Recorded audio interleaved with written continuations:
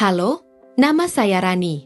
Saya seorang eksportir yang sudah berkecimpung di dunia perdagangan internasional selama beberapa tahun. Dalam perjalanan saya, ada satu hal penting yang selalu saya gunakan untuk memastikan semua transaksi berjalan lancar, yaitu Incoterms. Sekarang, saya ingin berbagi dengan Anda apa itu Incoterms, kenapa penting, dan bagaimana menggunakannya dengan baik. Jadi, dengarkan baik-baik ya. Pertama-tama, apa sih sebenarnya Incoterms itu? Singkatnya, Incoterms adalah singkatan dari International Commercial Terms.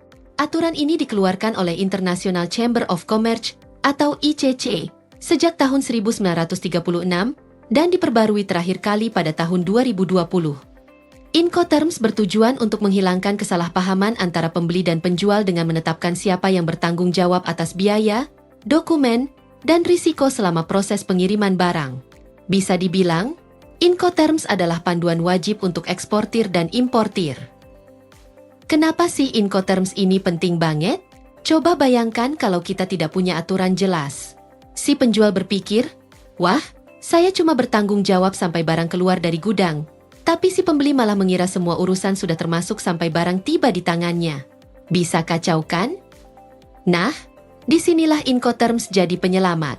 Dengan Incoterms, setiap pihak tahu persis apa yang harus mereka tangani, mulai dari biaya transportasi, dokumen bea cukai, hingga risiko jika barang rusak di perjalanan. Baik, sekarang kita bahas cara kerja Incoterms. Saat Anda berdiskusi kontrak dengan pembeli atau penjual, Incoterms digunakan untuk menentukan tanggung jawab masing-masing pihak. Aturan ini terbagi dalam dua kelompok besar. Yang pertama, Incoterms untuk semua moda transportasi. Dan yang kedua, Incoterms khusus untuk transportasi laut atau perairan pedalaman. Beberapa aturan penting dalam kategori pertama adalah EXW, EXWorks, FCA, Free Carrier, CPT, Charge Pay To, dan DAP, Delivered at Place. Sedangkan dalam kategori kedua, kita punya FOB, Free On Board, CFR, Cost and Freight, dan CIF, Cost, Insurance, and Freight. Supaya lebih jelas, mari kita lihat beberapa contoh. Contoh pertama, EXW, EXWorks. Kalau saya menjual barang dengan EXW, saya hanya bertanggung jawab menyerahkan barang di gudang saya. Setelah itu, semua urusan, mulai dari pengangkutan, dokumen bea cukai, hingga risiko pengiriman, ditangani pembeli.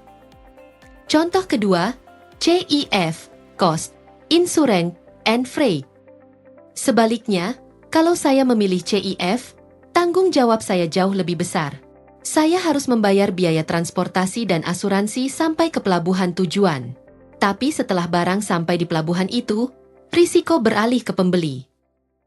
Contoh ketiga, DAP, Delivered at Place.